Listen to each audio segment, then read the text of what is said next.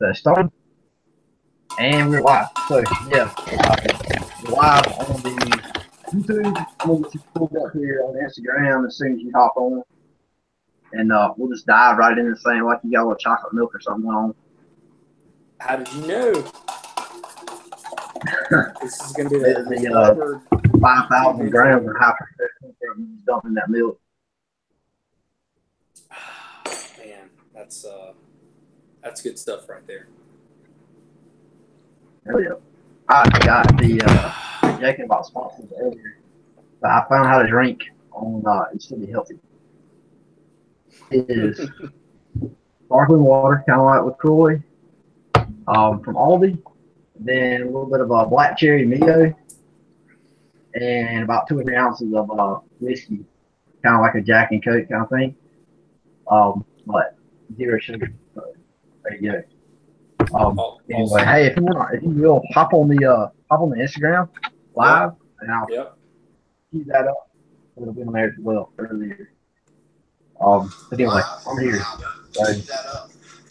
Hang on, I got to turn this volume down, or else we're going to get some wicked feedback. That's really terrible. I hate hearing myself talk to you.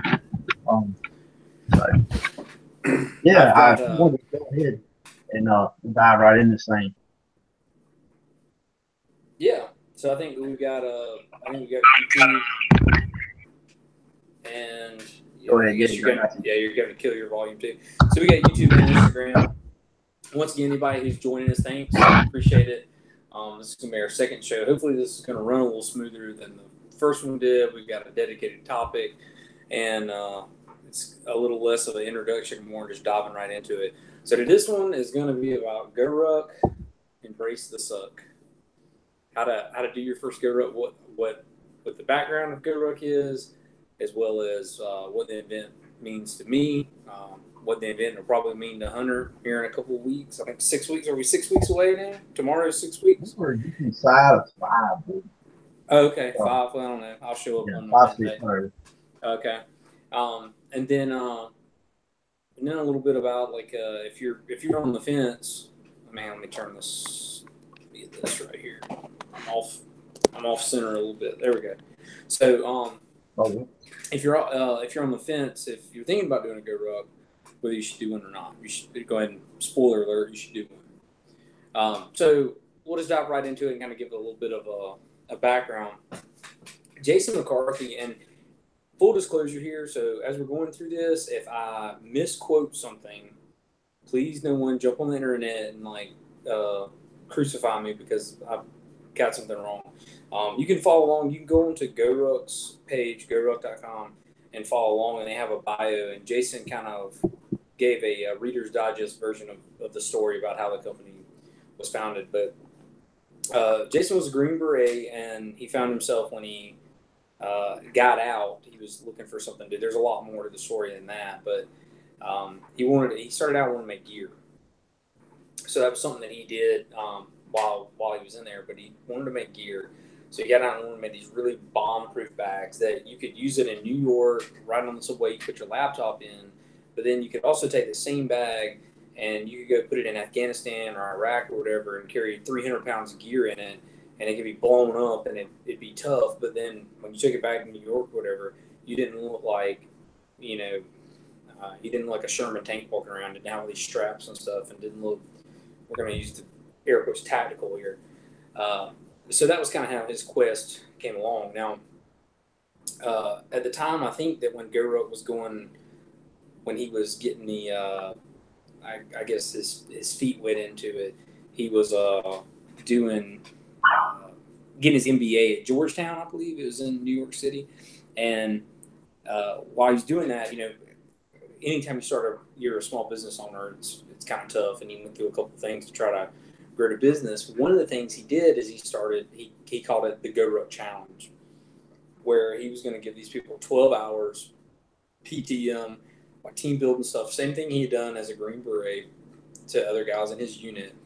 And what he found out, and once again, read along on the bio in Goruck, was that he had the product, and that was pretty easy to make, but then all of a sudden he found himself being around the kinds of people that he liked being in, when he was a Green Beret. He liked the people that would show up to these events were the kind of people he wanted to sell stuff to.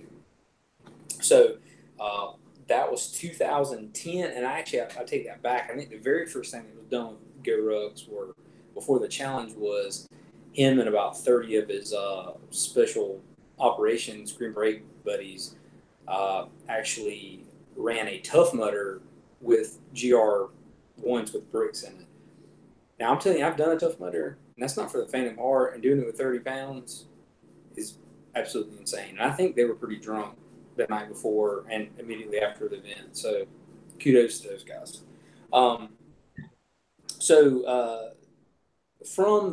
From the challenge, I think there's kind of two sides to Goruck. So one is the gear, and they make a lot of things now. They make from little bullet rucks and field pouches. The ubiquitous GR1, which is probably the largest selling pack that they make. GR2 Rucker, and they just released a GR3, which is more of a international travel bag. Once again, other people may chime in and say one thing or another, but that's kind of how it's touted as. But there's the kind of the gear side of it, and then there's the event side of it.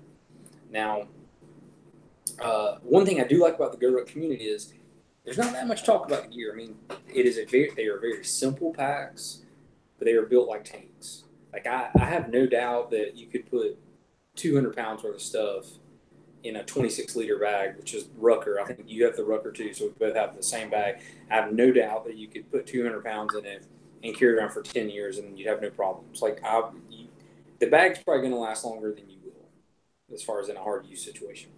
So there's that, and then there's the event side. Now, I think when that's kind of grown too, and we'll kind of get in that a little bit later, but when Goruck started, it was the challenge. It was 12 hours. It was originally done during the day, and Jason did those himself. He would go for a weekend, and he'd do the challenge. And now I don't know what the exact number of cadre they have, but it's got to be, 25 or so guys that now do events all over the country. So we'll kind of go. Hang on, I got some show notes here. I want to make sure I'm not skipping over anything while we're chewing through this.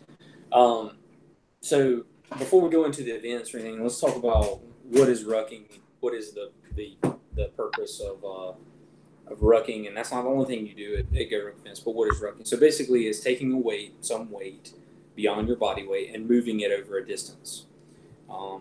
So if you took 3 grocery bags and threw them over your shoulders, and you had to walk, 10 city blocks, you could call that rucking. It's fundamental from a military aspect because our military now is heavily mechanized, but and that's one reason we're so good at blowing stuff up and doing awesome things is that we have a lot of mechanized machinery that's in there. But at the base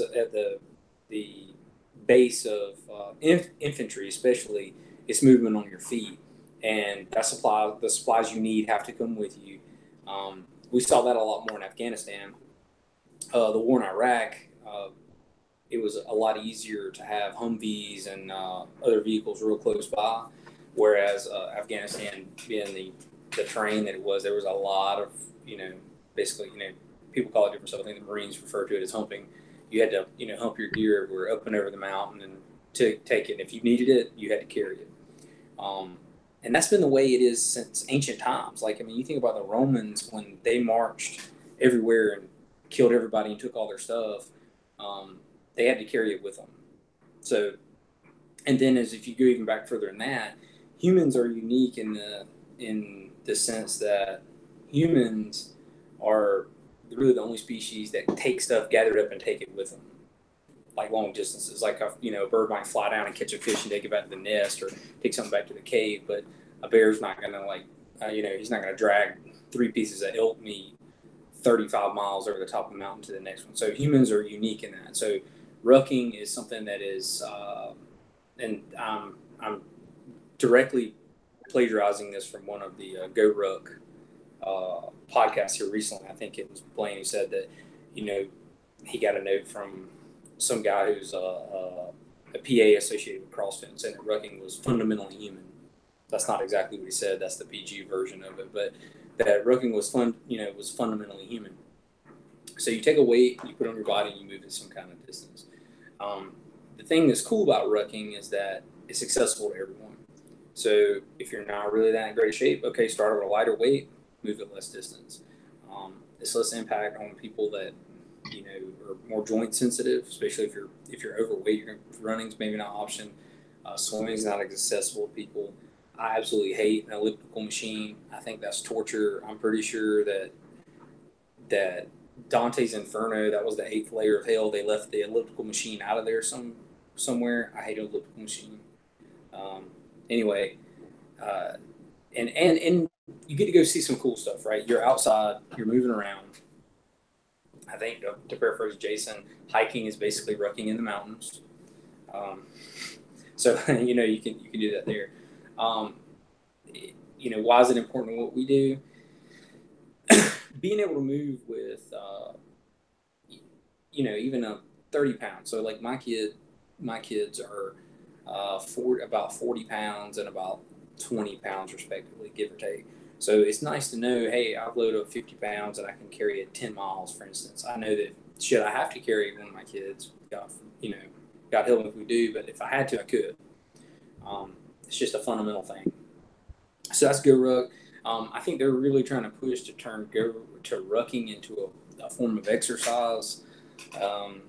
Will it ever catch on the way running and stuff was? I don't know.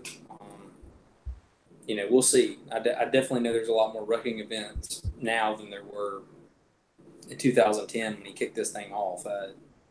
So I know there's lots of people now that will sign up and they'll do 5Ks or 10Ks or half marathons as rucks, and I never saw that before. So something's catching on. Yeah, and I think the pace too. Like it's a little bit easier. You can stay together as a group, which is nice. So like if you're a stud and you've got a friend or a parent or a younger brother, whoever that's maybe not at the same fitness level, or vice versa, you're not at the same fitness level as someone else, they can always just add weight to the ruck, and you guys can stay at the same pace. So that's rucking. So let's go into let's talk a little bit about and Hunter, you jump in. I don't want this to be a one-man show. I know you're. I'm just gonna go for it as I drink this American chocolate milk right here, and it's so great. Did you just flash it out? I think you just flashed it out, didn't you? It was off screen. I'm pleading the fifth. I mean, it's all good. Hey, if you will, turn your phone a little bit more towards your grate there. This artwork. Two other people do so. Welcome to the next world there. Man, you hit a lot of points. I've said, I was talking to a guy the other day, and he was asking me about rucking, like, oh man, this is your new thing, what's it all about? And he just kind of asked me why. That's something we wanted to get into, was kind of a why behind it. And I told this guy, like, and it kind of maybe it sounds silly, and I hate to sound like sensational. Like one of my biggest issues is people that the whole prepper mentality of like, the end of the world's gonna be tomorrow and the sky's gonna turn black and all that stuff. But I truly think that unless you're really just living under a rock, I think that you have to acknowledge that in this day and time there is a present I don't know, you call it maybe a evil, I guess. We live in a day and age when there's always going to be there's just a looming threat, no matter what you're doing. Whether you're going hunting by yourself, you're going hiking by yourself, you want to do malls, movies, out at dinner, driving the road. There just is. Now I say that not to make somebody feel scared, but I always say that being comfortable, you can be more comfortable when you're prepared for anything that may come your way. And for me, one of the reasons I really enjoy rucking, and it's how I explained it to this guy, was that I hate running, I hate cardio, I hate all that stuff. I hate it. Like, let me go do power cleans. It's like my favorite thing in the world. But at the same time, there's a certain amount of comfort knowing that, I can't remember the person that said it, but everything you need in life you can fit in a backpack for the most part. And there's a certain amount of comfort to me knowing that I can fit everything that I need and get food, water, shelter in a backpack, and I can cover 10, 12, 15 miles in a fairly short amount of time, a few hours. It's very comforting to me. 'Cause I feel like I'm prepared. And, in your case, having kids, that are ironically, the same weight as a pretty solid ruck, you can throw one of them on your back and you can put ground between you and a threat, whether it be a person or an event. Um, or heck, even if you just get lost in the woods, man, you can throw one of those on your back or both of them. You can walk 10 miles and get out. And, I think that's very comforting. It's kind of like having a little parachute or an airbag. That's one of the reasons I enjoy it amongst other reasons. So I don't know. I just wanted to throw that out there. When you reference the kids, I kind of wanted to throw that in there. That it's comforting though you can cover ground with, because in the end that's what you're going to be doing. You're going to be covering ground with a load.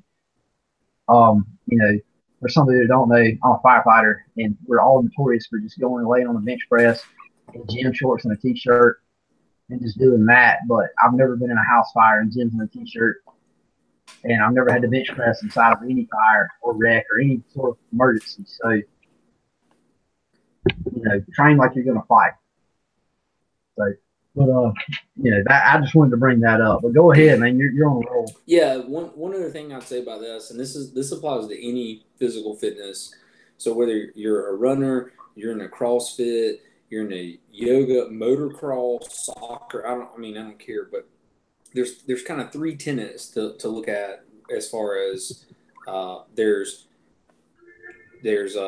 doing things that's going to improve the preservation of life. That's like the Goruck, being ready to, hey, there's something on fire, I can get out of there or whatever, and I'm going to run and take my kids, or I'm going to get out of the way from the zombie apocalypse, whatever. So preservation of life. And then there's fitness related activities that are going to improve your quality of life. So that's like, okay, I don't have high blood pressure anymore. I'm not going to fall over from a coronary. I don't have diabetes, whatever that is. And then there's things that improve what I would call the density of your life, like the fun things. Like if you're rucking or you're running, or anything. We're talking about rucking here, but it could be anything that gets you up and moving and makes you a better human being. Then guess what? When you go to Disneyland with your family and you have to walk around for 8 hours all day, you're going to be in great. It's not going to be a big deal, right? And it has nothing to do with that's not life threatening at all. It just makes your life a lot easier. Like Yep. you enjoy hunting, you like rabbit hunting. Okay, cool. When you have to go out and walk out around 8 hours chasing a dog and rabbits through the woods, it's not going to be a big deal for you. So that's the three things to look at. Like if you're doing something right there. I get asked a lot. I'm sure you probably do. I don't know. It's weird. It's kind of unfortunate. Really, we live in a time that when somebody that challenges himself physically gets questioned, like, "Why the heck are you doing this?" I guess I don't know. I guess couches have got to the point where we just are supposed to sit in them. But I get asked all the time, like, "Why the heck are you running on your lunch break? Why are you carrying that pack with 30 pounds in it? Like what? Like why?" And I tell people this: I like to do cool stuff, whether it be going on vacation, hiking in the mountains, whether it be swimming in the summertime, drinking a cold beer, or whether it be dragging a deer out of the woods, or just walking a little bit further over that next hill so I can kill that deer. I like doing cool stuff. The better shape I'm in, the more cool stuff I can do. And that's how I tell people. Kind of exactly what you said. It's like, if you like to do cool stuff, the better shape you're in, the more cool stuff you can do. It just gives you another match in the box. That's right. All right, we're going to go right into the events now. So I'm going to cover the basic events. So over the past 2 years, Goruck has expanded their, I'm going to call it event catalog, and they actually had some stuff they said that was going to come out. So I'm going to talk about the what I'd call a challenge series, where it's a team building environment. All right. So the first one is the Goruck Light. It's about a 6-hour event, and they're generally done on Saturday afternoons, done during the daylight hours. They're not easy, but they're fun. not remember I said that it's not easy, but they're fun. This is stuff that's accessible to, I'd say, 80% of the population. Obviously, the the better shape that you are when you show up, the more of the fun part it's going to be. And I said it wasn't easy, but it's fun. But you're going to see a lot more of the fun than the not easy. Um, and there, it kind of gives you a taste for it. The weights are a little less, I think. So maybe it's 20 pounds and 15 respectively. If you're over 150, maybe it's 20. They cut away a little bit, and it's kind of like if you know someone that's wanting to go getting into Goruck and they're kind of nervous, that's really great. When it's done on Saturday afternoon, it's not in the dark. 6 hours. They're still gonna have a welcome party. They're still gonna smoke you at the beginning, but it's a lot more accessible to people who maybe you're intimidated by that, especially because there's a lot of people that they think cadre, former Green Berets, like these guys are gonna be yelling at me. You're like drill instructors for 6 hours telling me to do push-ups and call me a maggot and stuff, and that's not the way. They don't run stuff like that. Um, if you do something you're not supposed to do, you will all of a sudden be highly, highly motivated to never do that again. But there's not like a bunch of yelling and stuff like that. So the next one is they used to call it the challenge, and they've changed the name to the tough. I don't know when that happened, but for a long time it was just called the Goruck Challenge, and it got changed to tough. The tough is a 12-hour event. Most of the time they're done through the night, so you'll start on like a Friday night at 7 p.m. and you'll go to 7 a.m. the next morning. Ironically, the one tough that I did was a daytime event. We went from 7 a.m. to 7 p.m. And finish up in the dark. But there's a couple of reasons they do that. First of all, 12 hours is enough time to let you get good and grumpy. Also, when it's done through the night like that, sleep deprivation. Any people here who are like nurses, shift workers, any kind of first responder or anything like that, you're probably used to the swing shift thing and getting bounced around. You know how much it sucks. But they want you to get out there. They're gonna show you up at a welcome party, put you through some PT to get the stress level up. And then they're going to 12 hours, and it's going to get through the night. It's at 3 o'clock in the morning. You're going to feel sorry for yourself, and you're going to ask some questions like, "Why am I doing this?" Your team will start falling apart or whatever. And there's some different dynamics that happen with that. But that's the most common event. I would say that, and I hate to put metrics to it because there's always outliers. There'll be this person who says, I could run a 22-minute 5K, and my overhead squat's 225 pounds, but I couldn't finish a tough. And there's going to be some dude who's like, yeah, I smoke 3 packs a day and eat gas station hot dogs, and I was able to finish a tough, no problem. But I would say that a good a good metric for a tough would be like if you can get like a 5K time down around 30 minutes, and if you can perform a passing the Army's PT test, which is the push-ups, the sit-ups, and like the 2 mile run, passing those for your age group, respectively, and everything. Then if you can do those, then you can survive the tough. You know, there's going to be some guys there. They're just going to be studs, or girls too, because it's not it's a co-ed event, guys and girls too. There's going to be some guys and girls there. It's just going to be studs, and it's a team. You do everything as a team. So anyway, the next one is the heavy, which is like the tough, but it's 24 hours. That's the one we're doing. So it's usually that's done on like a Thursday. So it'll be Thursday night from like 7 p.m. to Friday night at 7 p.m. Yeah, there's a lot of head shaking. So 24 hours of 24 hours of that. There's not a whole lot different in the PT. It's just they've been known to take the food from you, restrict your calorie consumption. They're just really trying to make you uncomfortable. This sleep deprivation. You're going to get wet at some point.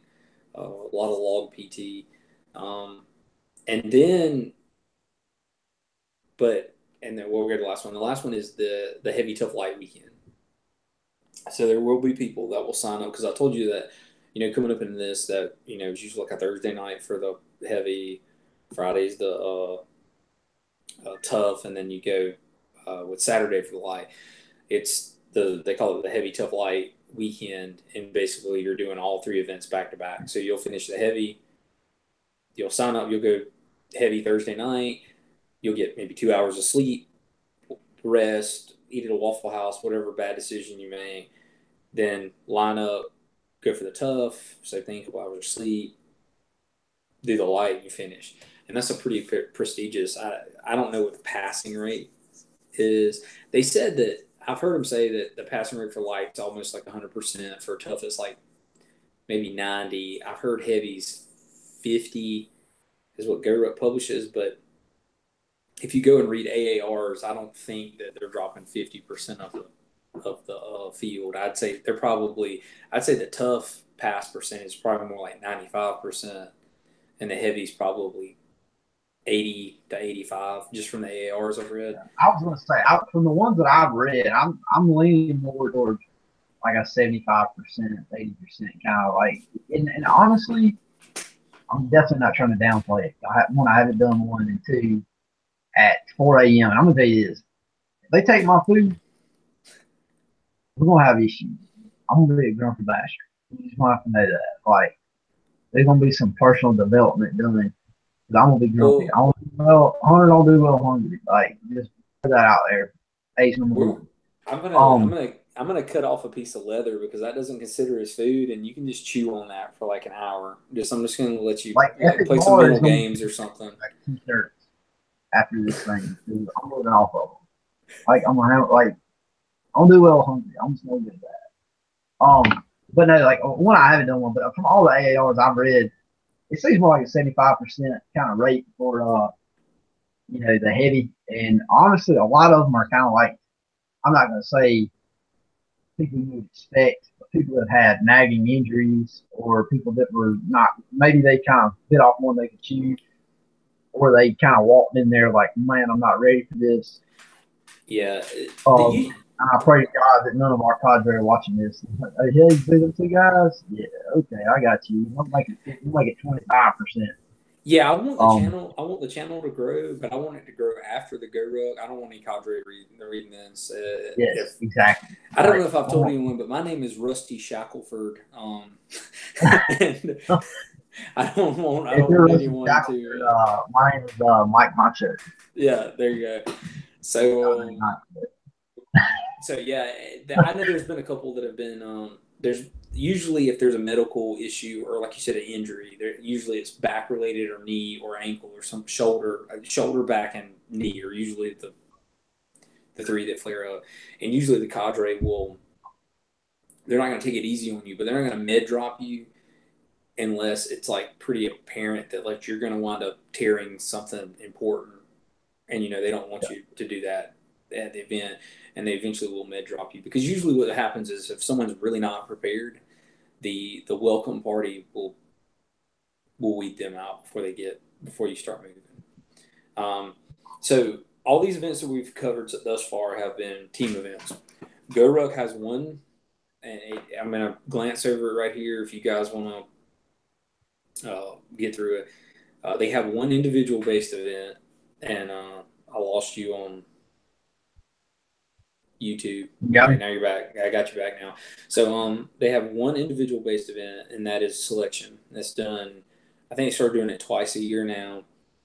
It is not for the faint of heart. I can't tell you how to train for it. I have no idea what you would need to do. I think they went for a long time and had no finishers, and they're averaging one per class now. Of like, they'll start out with 60, 70, and they're averaging one person finishing. So their pass rate is like 1 or 2% right now. So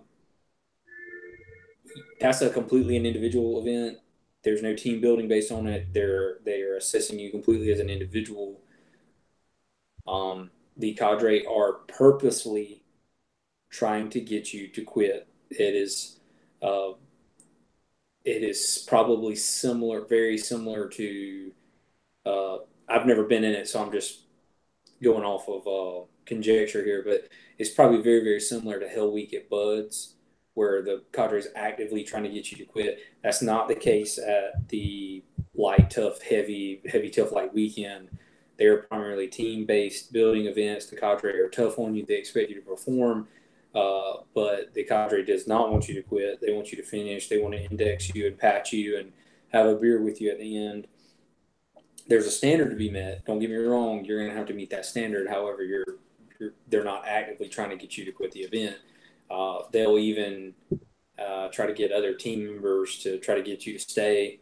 They'll punish the team if they get people quit just to try to get it. But that I just wanted to touch on selection and tell you that is a thing. Some of the stuff that's been added in recent years has been things like Constellation, Beach, Pathfinder. These events are more skill based than, what do I want to say, team building and stress test based. So like, for instance, Constellation is where the Goruck is generally done in an urban environment just for logistic reasons.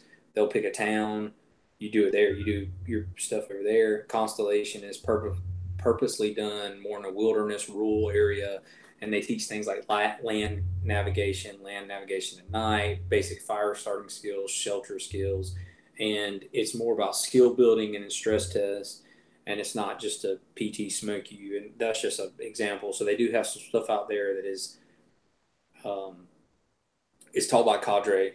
It has their background guys who've been there, done that, but it has a little bit different feel than the Goruck events that a lot of people are familiar with.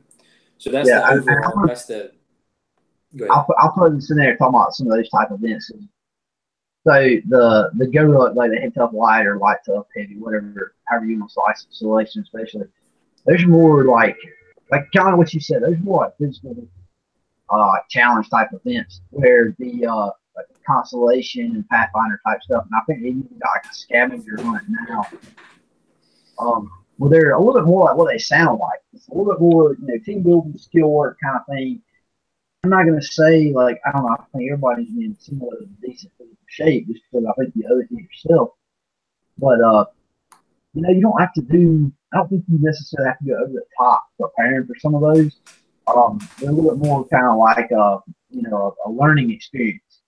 Yes. Rather than you got to figure out what you're made out of. And we, me and Caroline, my wife, and then a couple of friends of ours, we were actually talking about doing the Constellation in Atlanta. There's one in June, and I think they canceled some of those events. Maybe they had some, sign-up issues, but they wasn't a lot of numbers. But if they're still doing that one, pretty dead set on doing it. I think it sounds like fun. It's kind of almost like a simulation of for people that may be interested in something like a kind of get your toes wet. From what I can gather, it's kind of okay, the sky turned black, figure it out.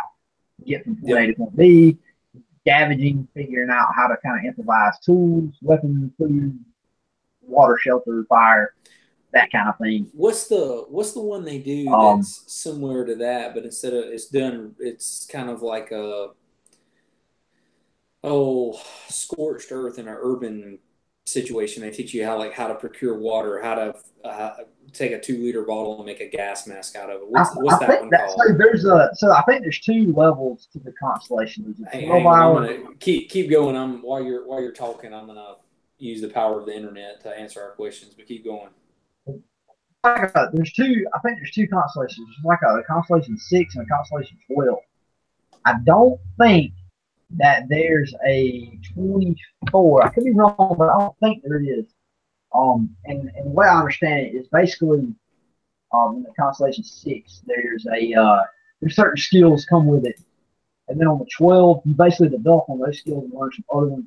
And some of those things you learn in like the 12, like the full Constellation is, some like, however you want to term that, societal uprising type, build a gas mask out of a 2-liter bottle, kind of, that kind of thing.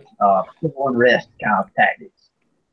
All right, just so everybody's following along at home, we were talking about the right thing. Constellation is the urban-based one, and Ascent is the rural, backcountry based one. So there's it's kind of the same thing. It's a 6 and 12. So um, the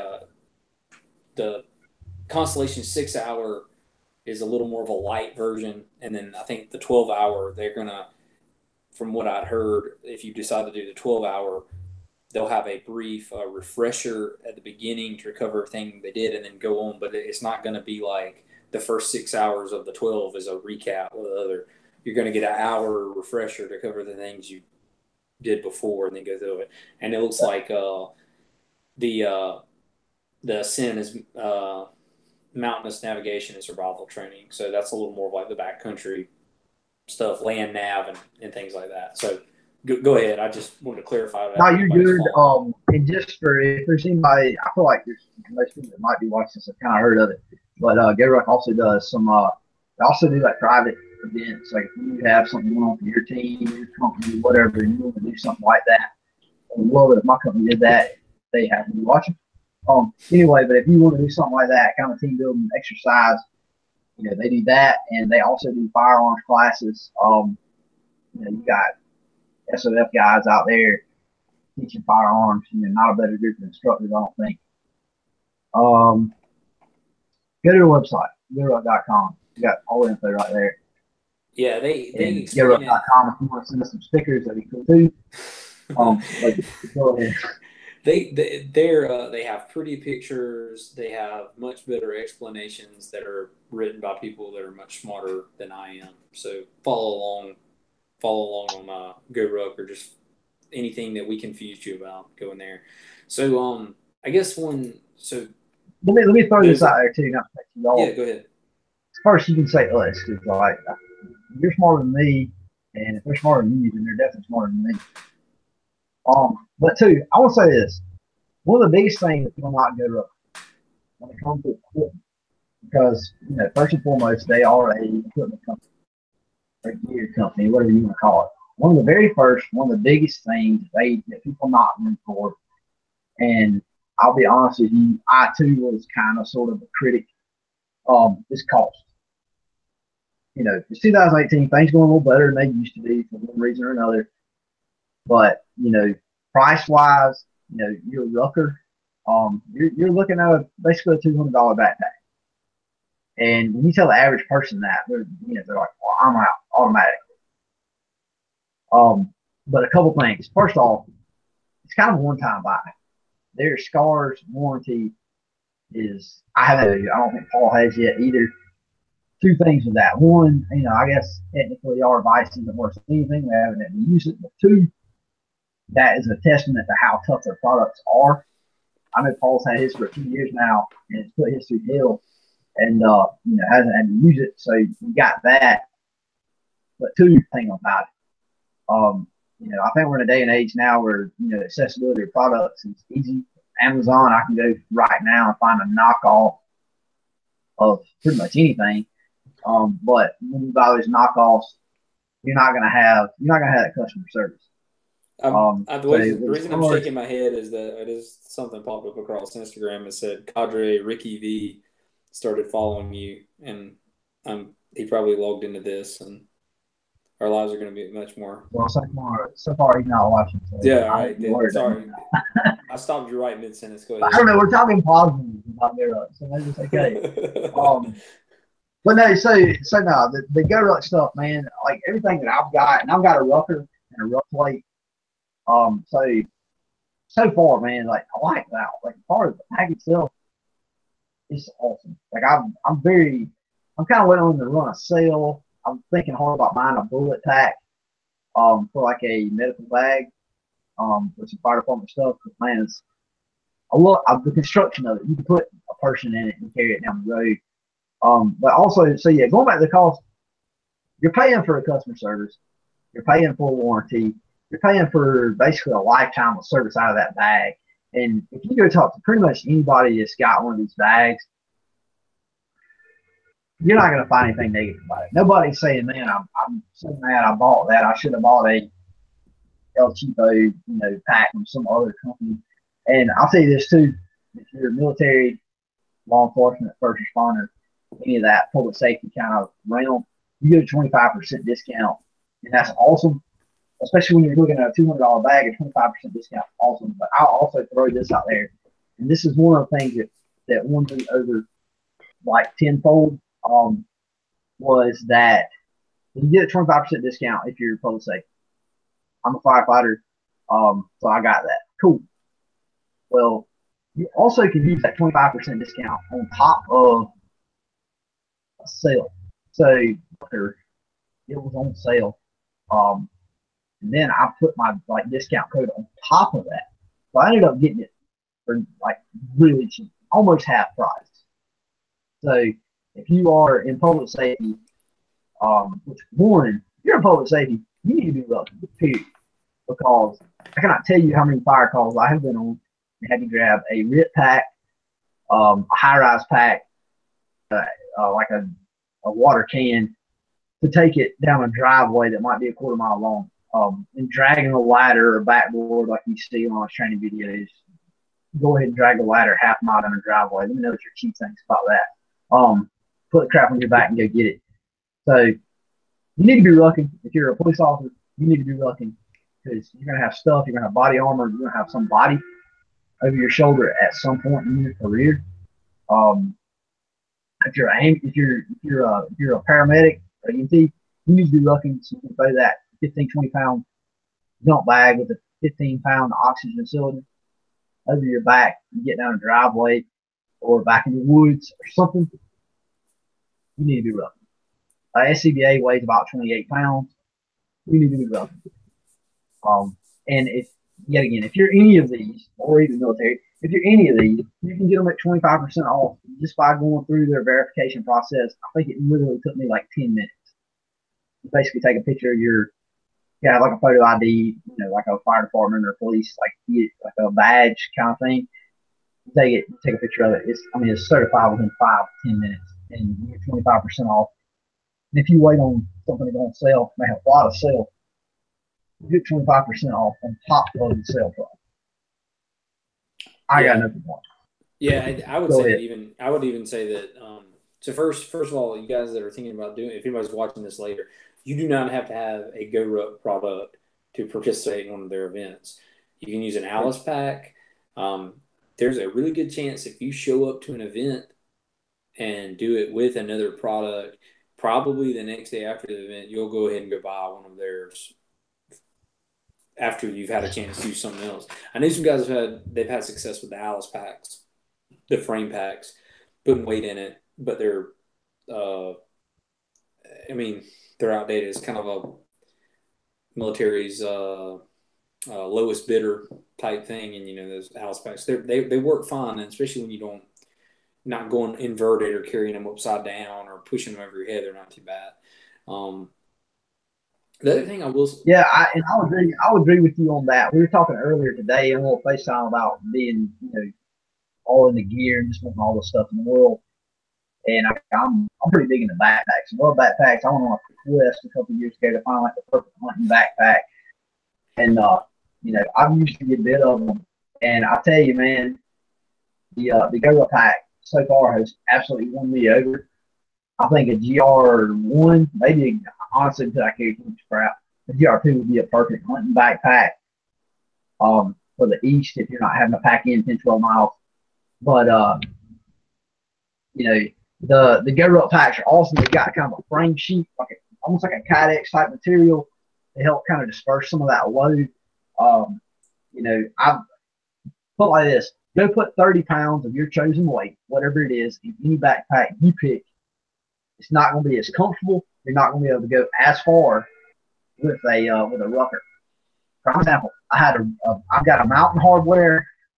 It's just like a general, like a gear bag, like a rope bag kind of thing.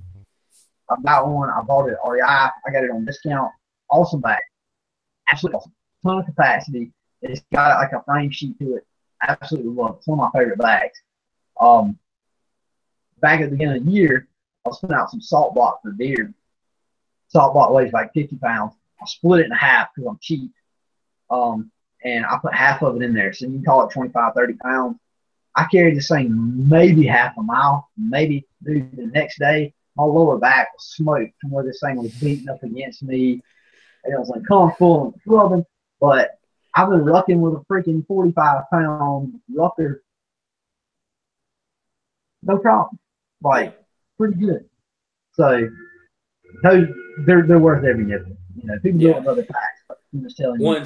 One last thing. I only have mine for a short amount of time, so it's good. Also, just real quick, we got work for on the Instagram. My brother. Hey, what's up, work for? Shout out to that guy. Hope you're enjoying it. Hope you're enjoying it. I would say that they're made high enough quality. The quality is high enough that the bag probably outlasts you. I mean, there's probably some people that had stories, and I think Scars just got a good lifetime investment. But I can honestly say, after having one, and Hunter, I'm sure you feel this way. It probably, your opinion will matter more the longer you carry the bag. But I mean, it's worth it. I'd buy another one. I mean, honestly, if I was in the and I could see in another year or two actually getting another one, because mine's multicam, and sometimes I'd like to have one that's a little more civilian looking, honestly, to carry it around. But anyway, the top notch gear. But if you don't have one, you want to do an event, and you're trying to do one on the cheap, you can do an Alice frame. I would not recommend you try to do this with like your JanSport book bag or your. I'm going to tell you from personal experience, if you're tough, you'll make it, but it won't be fun. So don't do that. All right, so I guess going into this, well, why Goruck? Why sign up for one of these events? Why would you do it? And so I had a coworker that introduced me. So I remember seeing him around. I've been kind of doing the Spartan race and Tough Mudder and Rugged Maniac and those types of races now for a couple of years, and you'll see people with Goruck stuff on. I've seen their stuff out there. I didn't care to look it up too much, but I'd seen it. And a coworker of mine, he was talking to me about it. He went and did one. I believe it was in Atlanta. He's telling me about it. He's like, "Yeah, you should check this out." So we got kind of into it. And actually, we wound up doing one together. It was supposed to be me, him, and actually our boss. And the boss couldn't want to make it. He had a family thing he had to get to, the legitimate one. So I wound up doing it with him. And going into it, I honestly thought that, I went in like everybody else does. You go read the ARs, you go do this, and these people kept talking about. I've done events before and they've been tough, right? You got some mental grit. You got to dig in there. And I've been, so I guess when these people are talking about like you get to like these spots during the event that you're like, you have to like dig deep and find your why and things like that. And I was like, what is this? We're having like a vision quest while we're out there in the middle of the night. I don't know what's going on. So anyway, wound up, I signed up, went for the event. About 5 minutes into it, I got in a really uncomfortable spot. Something I should have practiced before the event, I didn't, and I got hit with panic. It's been a long time since I've been at a race. So what was the thing that struck me with panic? Yeah, what got you? So at the welcome party, I got this Goruck. So going backwards, I got this Goruck, and I'd load the thing up and just walking in. And from a running background, and at the time I was doing something similar like starting strength or 5x5. So I had a decent strength base.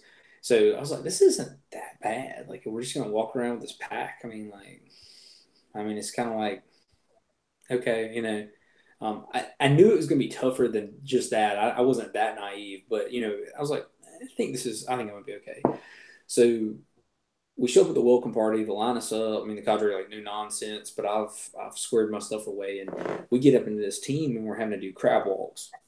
So you're down on your hands and feet, and everybody's familiar with crab walk. Use Google to find out what it is.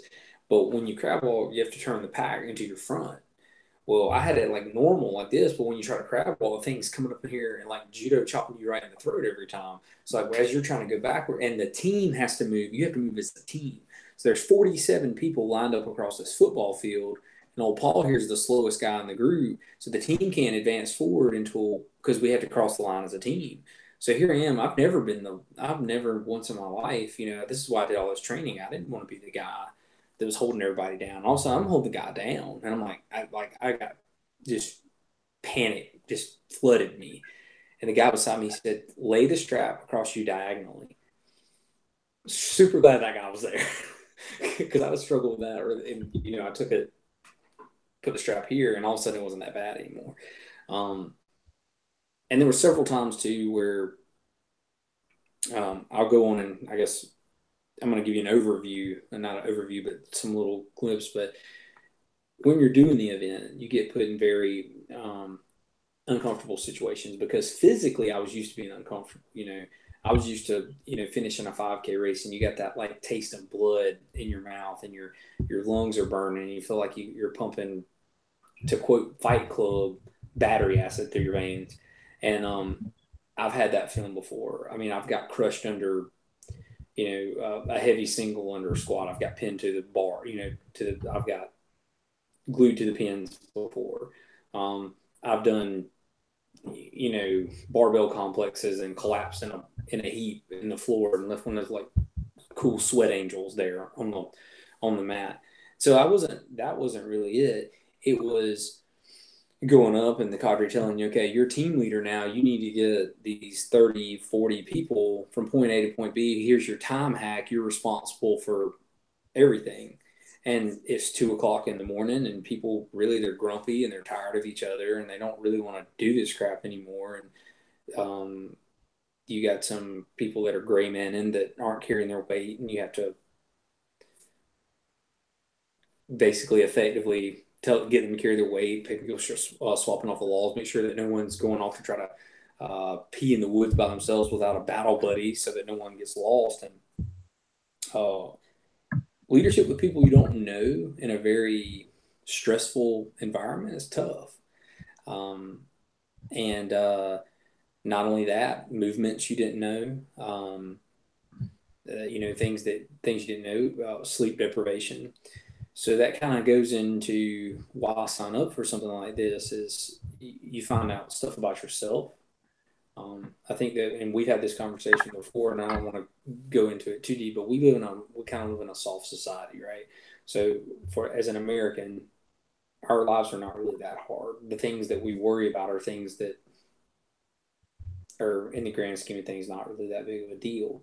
However, when you can take when you're getting crushed under a weight and you're panting for breath and all those muscles in your body are burning, that is a fundamental human feeling that everybody knows. And all of a sudden, that stuff doesn't matter as much anymore, right? So it's like, okay, I've got to figure out a way to make this easier on me and the team and everyone, or I've got to find some other source rather than muscular endurance to carry on because I don't have so many more log presses in me. I can't tell you how many times we were doing log presses and the count would go one, one, one. I think we did 100 before we got to number two. And you find out about things about yourself like that. And this is not specific to Goruck, right? I'm sure that anyone who's following along here in Hunter, you can agree with me. You probably develop more as a person when things at work went completely sideways, or when things in a relationship went completely sideways, or financially you were eating pork and beans, like deciding, do I pay the light bill this month or the water bill because I don't have enough for both, right? And oh, look at that, there we go. So back online. So that's when you find out things about yourself. That's when you find out who you're made of. And if you're not who you want to be, that's the time that you fix those things then. Okay. So I believe that if you're basically this is a way to to make sure that you're tracking with those kinds of things. Am I better than I was 3 months ago? Okay. And as you get in life, you're not going to see these leaps and bounds. It's not like you're like a phenomenally better person than you were 3 months ago.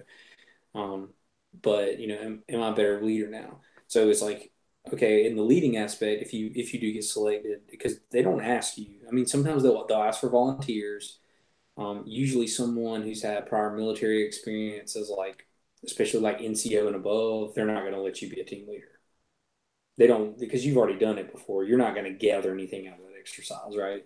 They want somebody like me or you that are not that have no military leadership type experience. Um, they'll ask for volunteers, but if there's no volunteers, they'll choose someone and just say, "Hey, you're a team leader now."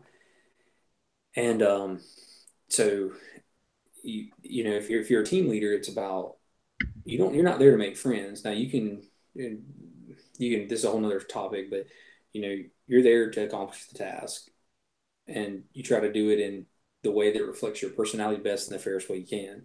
If I hurt someone's feelings, I hurt someone's feelings. Like I said, you're not there to make friends, you're there to get the job done.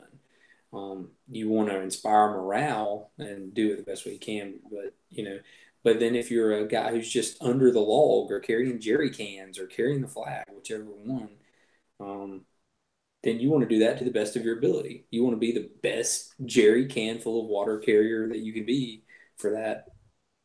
Say you're on it for an hour and a half. Okay, well, my job was to shut up, or and then even there's smaller things. The guy beside you, hey man, where are you from? Um, what's your name? What do you do? And you're making talk on the small hours. Like, okay, that's cool. And, hey, what's the guy in front of me? Hey, do you need anything out of your pack? You got anything back there you want to hand over to you? You need help with this thing. Hey, you're limping. You need someone to carry your ruck for you for a little while, because you're all glued together. Once that thing starts, your team, and it's both empowering and a little bit scary. Is that you're going to find out that sometimes when you're doing crab walks across the field and you didn't practice it, that you're the weakest link. And then you're going to find out that it's some stuff that you're really good at, and you need to go back and try to help the people that aren't really that good. And that's life, right? So, um, fundamentally, America has moved away from communities.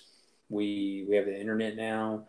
We don't know our neighbors. We don't work in communities anymore. That's just not things we may have friends and things like that, but I think that when you think about like those golden eras, or right after World War II, and subdivisions started popping up, and we had Leave It to Beaver and stuff, was that those were communities, right?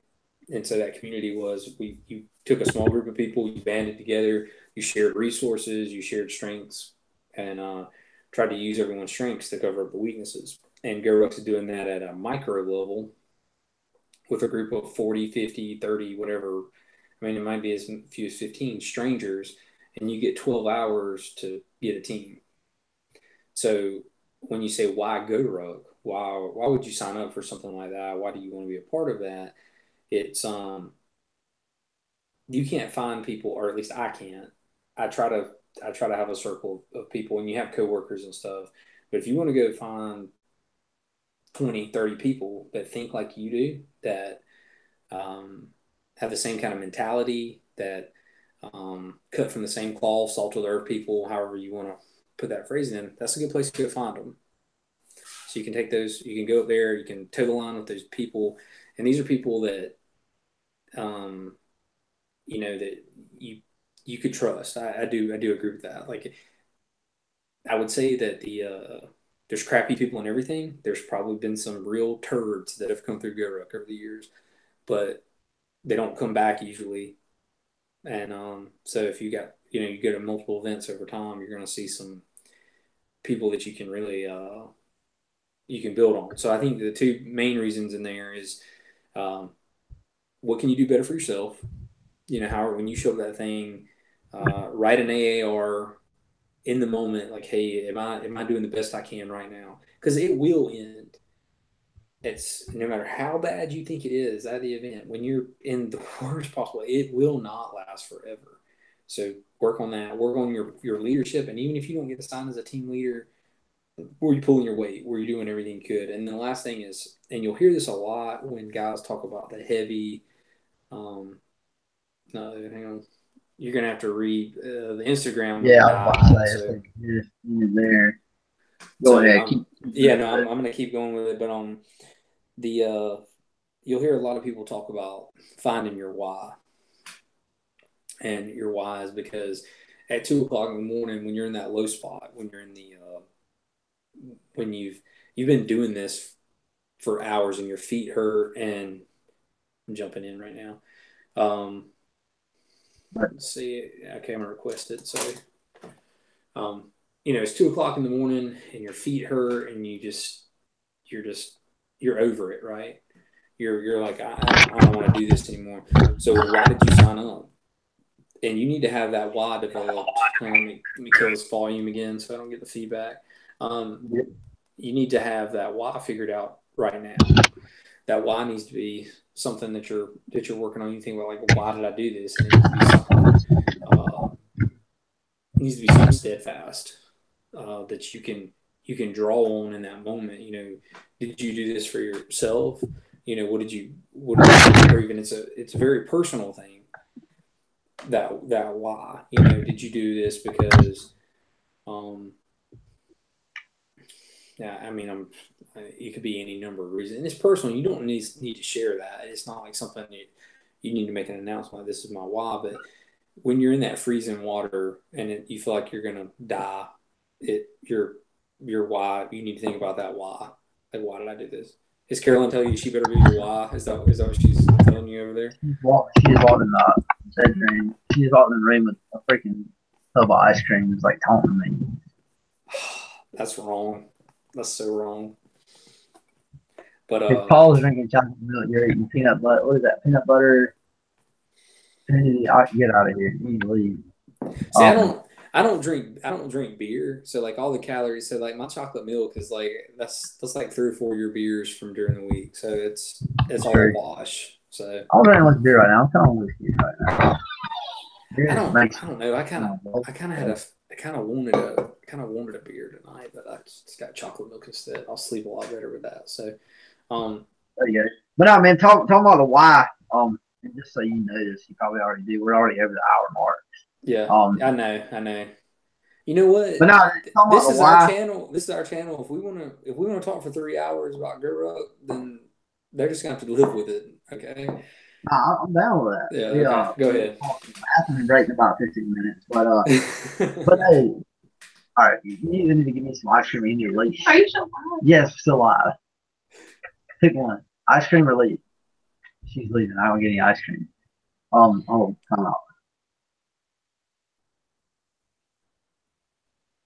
All right. Anyway. The show really deteriorated at the hour mark. I dropped my phone. Yeah, disconnected from Instagram. Hunter's eating ice cream off the spoon, off camera, like floated in there. So come on, somewhere just like crushing ice cream. Yeah. But no. So, on a serious note, man, it's something that I've looked at a lot here lately, personally. Is why. It's like, I can't remember the guy's name. It's Corey Gregory. He was like the president of Muscle Farm. They make proteins and stuff like that, supplements. And he talked about squatting every day. And I say that to say this. He was talking about, if somebody told you that you had to add 100 pounds to whatever your squat max is, would you squat once a week? Or would you squat once a day? You squat every freaking day, right? If you had to, your life depended on it.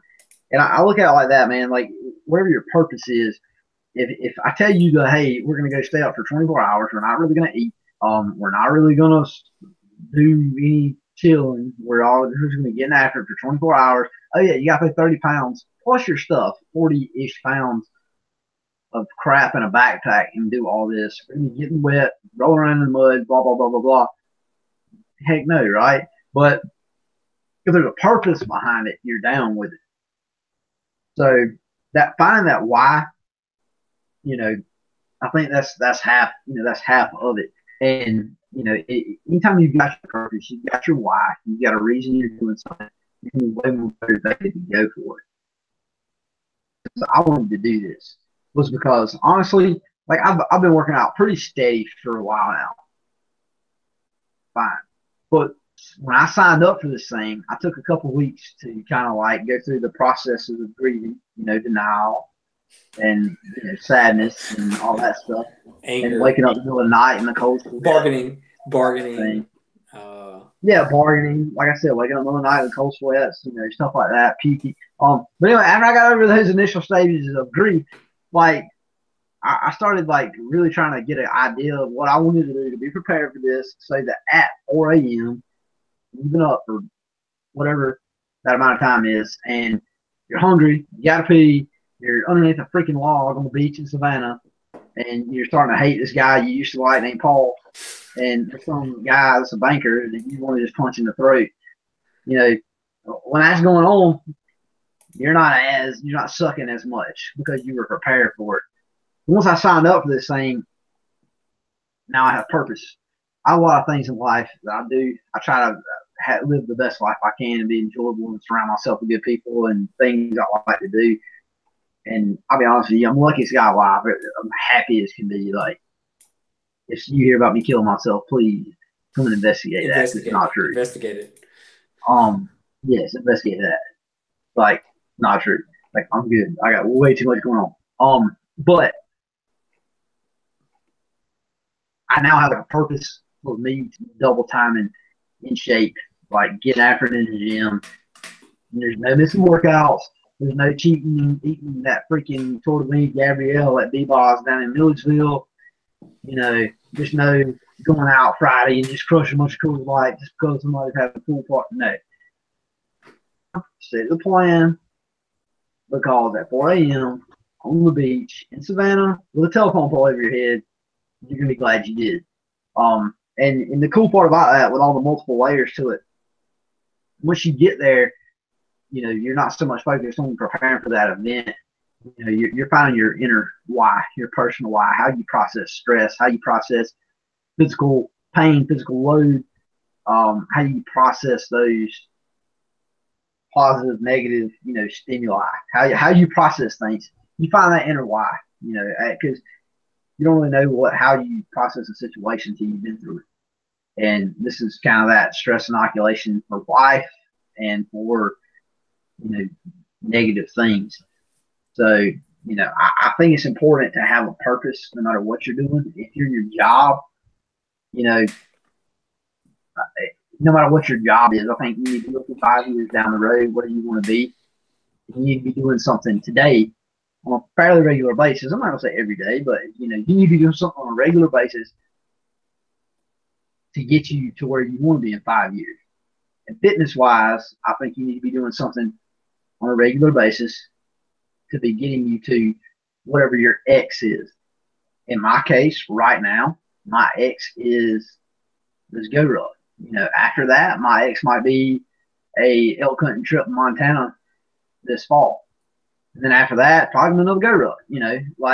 That's my X right now. You need to have that purpose, have a reason you're training, have something you're moving for, whether it be a 5K, whether it be a Goruck, whether it be a Tough Mudder or a Spartan race or CrossFit like the Open, whether it be, you name it. And if you're in the public safety realm or the military, your purpose is that tone that goes off at 2 a.m. It's the big one. Or it's that guy sitting in a cave right now sharpening his knife because he's going to sneak up on you. That's your purpose. But without that purpose, you're just kind of wandering around. It's like if I tell you go for a walk, you're going for a walk. But if I tell you go to point A to point B, you're high stepping to get point A to point B. You need to have that purpose. You need to find that why. And when you put a why and a purpose behind training, you start automatically getting more out of it because you got some motivation with it. I agree wholeheartedly.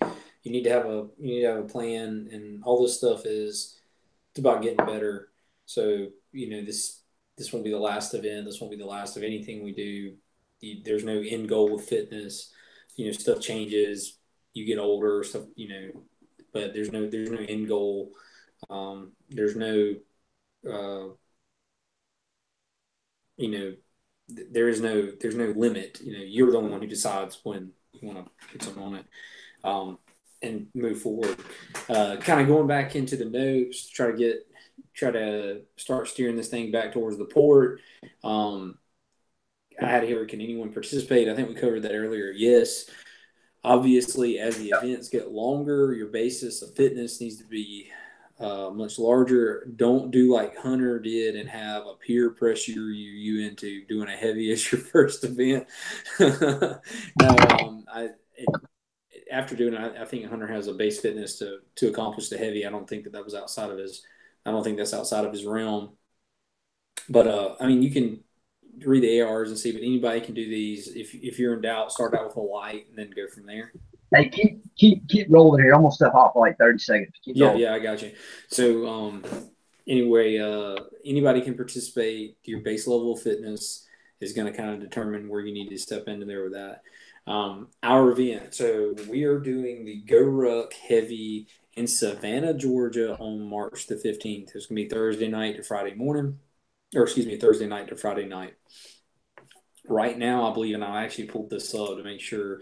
So it looks like we have Cadre, Heath, JC, and Rooney. I had JC for my tough in Greenville. I've never had Heath or Rooney because I've only had one other event. We had Flash for Flash and John for the other Cadre that were there that way. Myself and Hunter are the only people that go down there that know each other.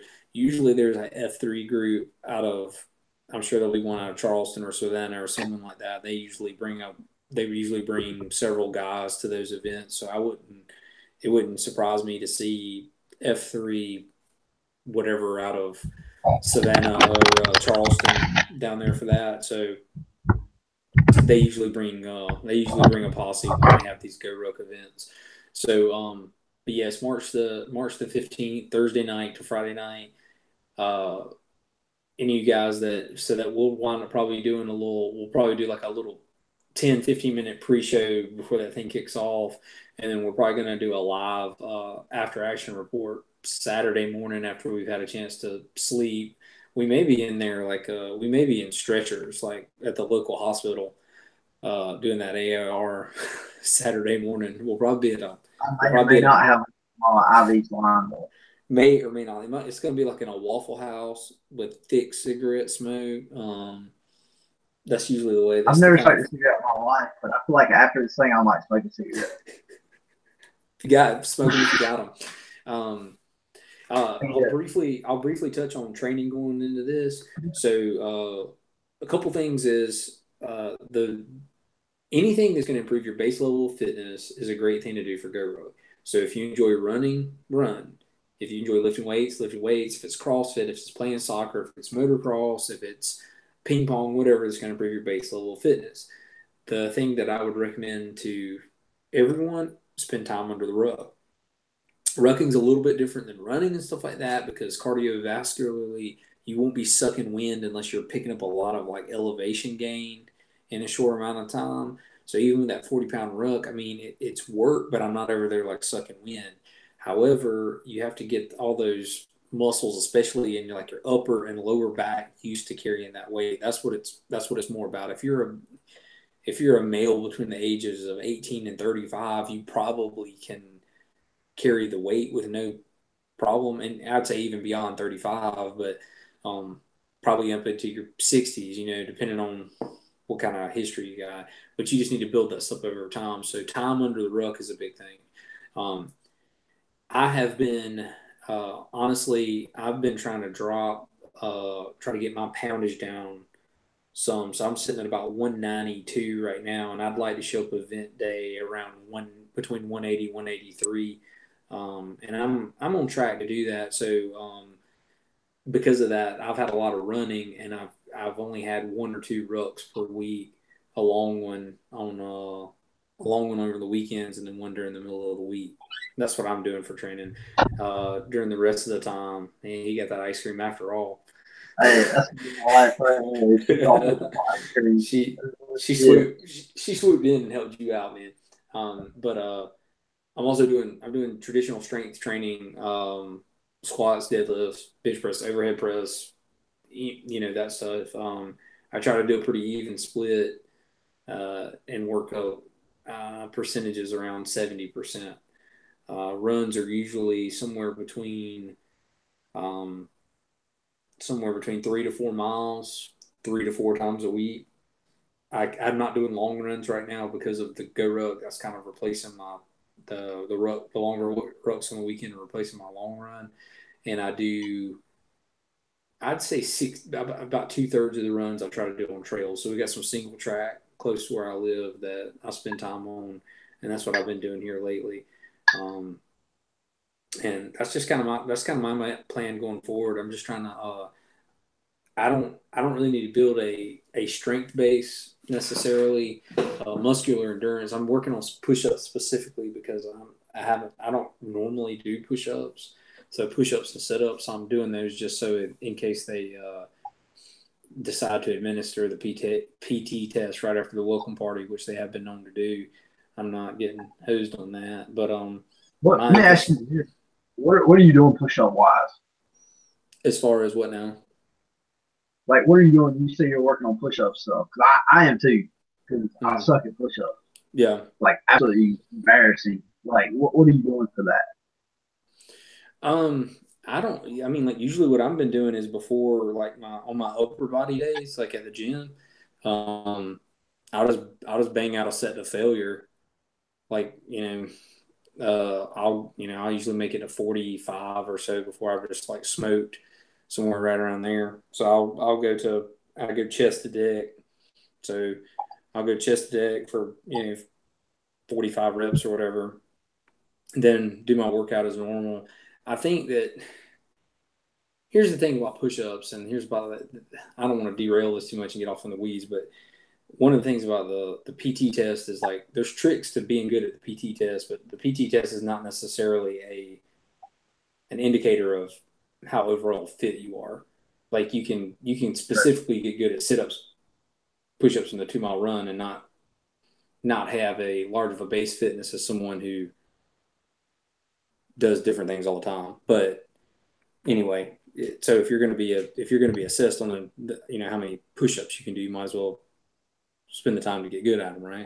So I think if you want to get good at them, probably the best thing, and I did this with pull-ups a couple years ago, is that like basically it's like the greasing the groove method, where like you hang like a pull-up bar over your door, and like every time you go to the bathroom, you bang out 5 pull-ups before you go in the bathroom, and it just accumulates over time, and you get better at it. So that's like you would come out better dropping down and doing 10 like on 2-hour increments throughout the day if you're working on trying to just increase the number of push-ups that you can do. Yeah. So that's my base fitness. So, go ahead. No, I was just gonna say that's something I've been working hard at doing too, is push-ups. And like one, I suck at them. There's some guys that killing complacency on the ground. Big pile. Go ahead. No, I was giving killing complacency a shout out. He joined us on the. Yeah, I just saw that. No, I mean, I have sucked at push-ups for a long time, and I've never been really strong in upper body stuff. But that being said, it's something I definitely this Goruck going on that I know there's gonna be a lot of them. I know there's gonna be some of the pack on your back.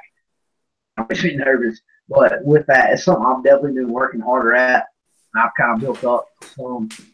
And I've gotten to the point in the last couple of weeks where I pretty much every day, I don't think I missed one day in the last 2 weeks, where I've been doing a bare minimum of 100 every day.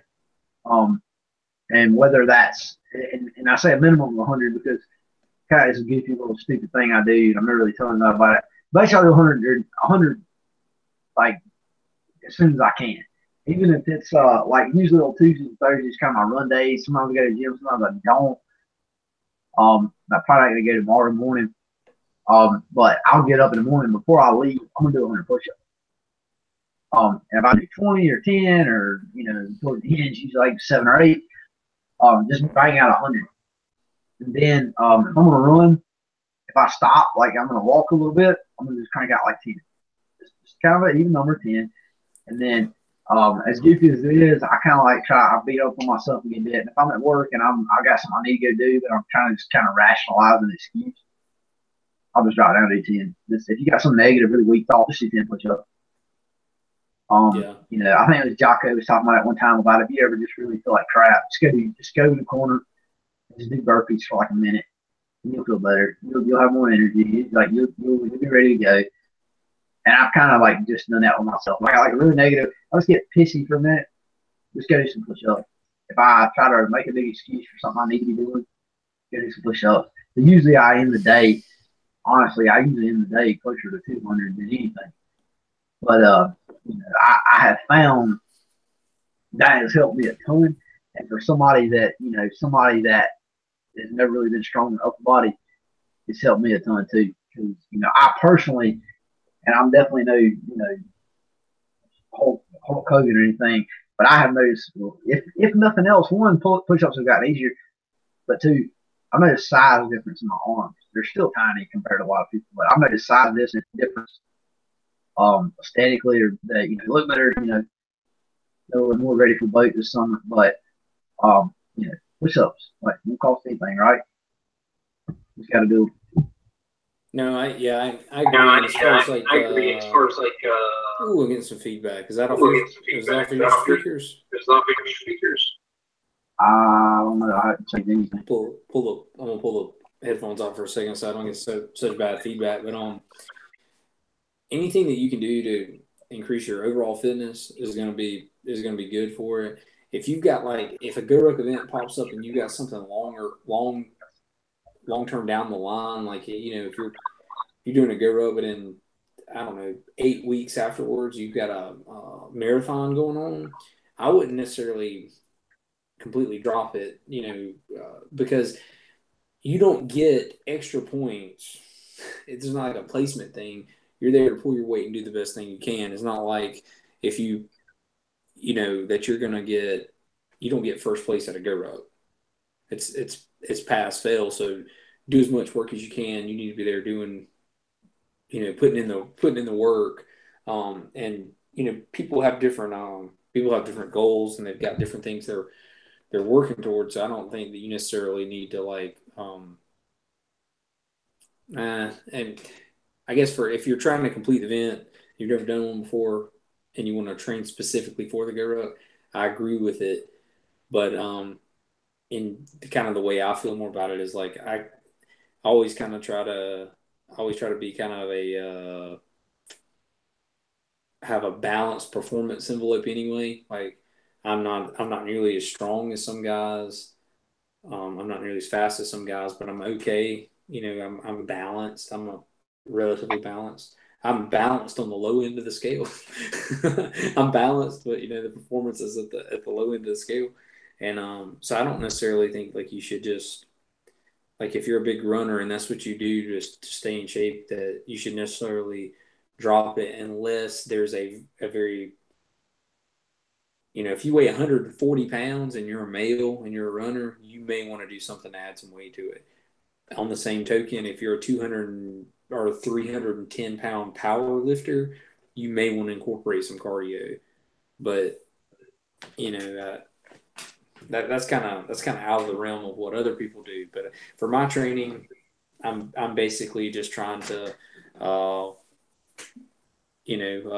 lean down a little bit, and if I don't really need to add a whole lot of strength, even though that I'm still working on basically 5x5 templates of traditional barbell lifts, but that's kind of what I'm doing going forward.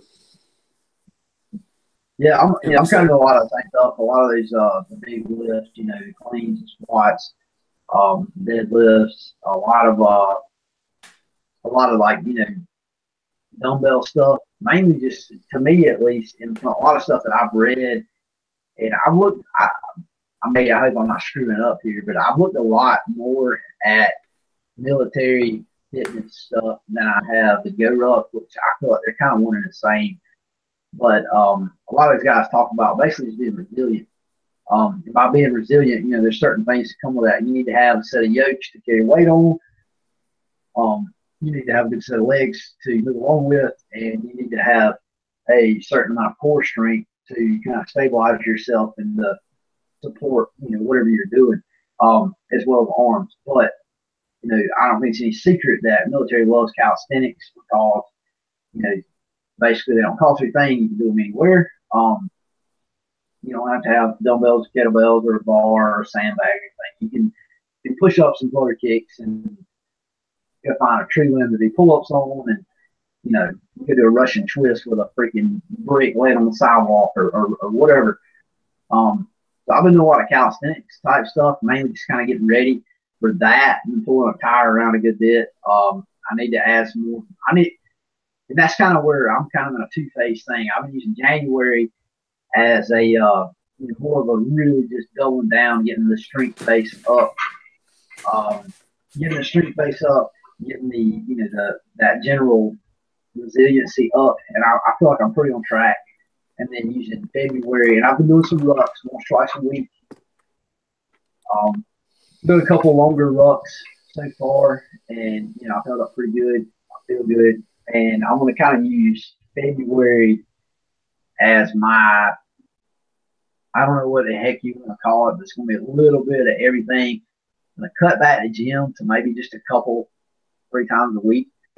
Do some running some, but it's going to be a lot of just, I think February is just going to be a big shock to the system and just kind of get crazy. And, Goruck's got some stuff where I put it like this. I can go right now, take a 50-pound kettlebell, smash it up overhead, do squats with it. Cool. When you do that, soaking wet and cold at 3 o'clock in the morning, with a 30-pound backpack on top of you as well. So February, I want to do some crazy, stupid things like that. Where you just wake up in the middle of the night and go get muddy and just do stupid things and, do like a little workout. That way it's not quite as ridiculous when you actually do it. It sounds absolutely ridiculous talking about it sitting in a uncomfortable house, but, it's what we're doing on March the 10th. So I want to do some ridiculous stuff during February, along with, just keeping up that general base of fitness. But, I've been wanting to, lift weights 3, sometimes more days a week. I've been averaging about 8 or 9 workouts a week. Working out at the fire department some. And a lot of, I'll alternate the squats up. I'll do, back squats, front squats. Do a lot of cleans, some deadlifts, and doing some bench pressing, some help out with push-ups, a lot of dumbbell stuff, a lot of presses, doing some random just curls, just kind of for the hell of it. Like I said, on top of my push-up stuff, doing some random kettlebell movements overhead, a lot of turkeys and get-ups, stuff to stabilize that core, a lot of calisthenics. I've been doing a lot of those on Tuesdays, Thursdays. I'll usually go run at work, and we've got a really cool marina about a mile and a half from my office. A little bit over that. So I've been going down there and just basically getting waist deep in the lake. And I don't care if you live in Central Georgia, the lake is not very warm right now. So I've been going down there and just getting waist deep in the lake about, I don't know, once a week or something. And run down there, hop in the lake for a minute, and then run back. Aside from the crazy looks, it's got me a little bit more accustomed to that. So mainly, to me at least, is resiliency and kind of getting comfortable being uncomfortable.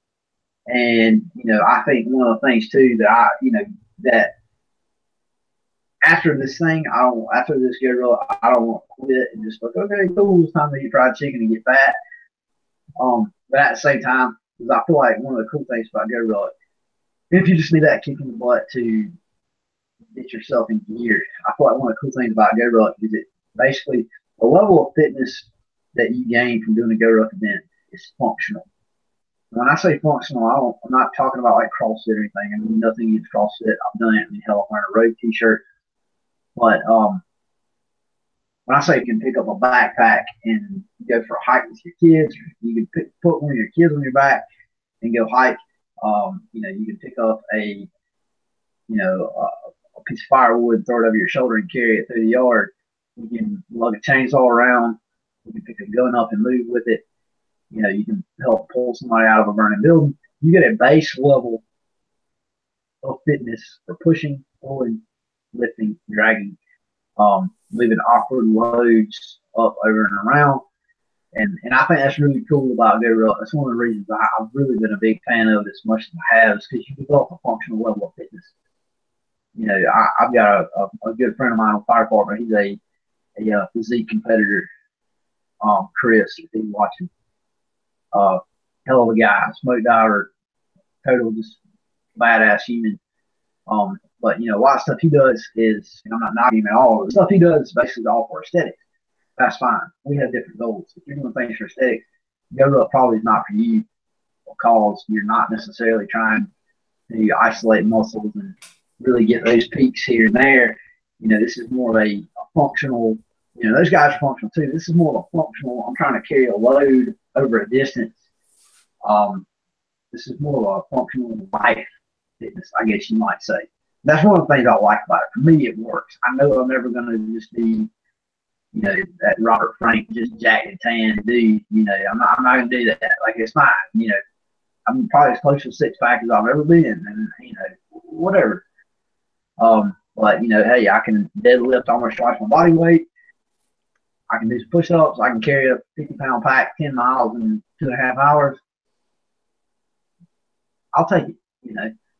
Those aren't bad things to have. But as far as training, I mean, the nutrition thing, aside from the ice cream I just ate, been pretty good on that half of it. The working out 3 times a week in the gym, 3 times a week at the fire department. Working out about 6-8 times a week. Running a few miles, 2 or 3 miles on my lunch break a couple times a week. Rucking maybe twice a week, usually short ruck and a long ruck. The short ruck, I'll go heavy. The long ruck, I'll go light. And then here soon, the next week and a half, I'm going to start tapering into some good living training, as I'm going to call it. And kind of a segue toward the closing here is the first weekend in February. Paul and I are planning on getting together and doing a ruck, a hike, whatever you want to call it, and kind of spend a little time together talking about this stuff.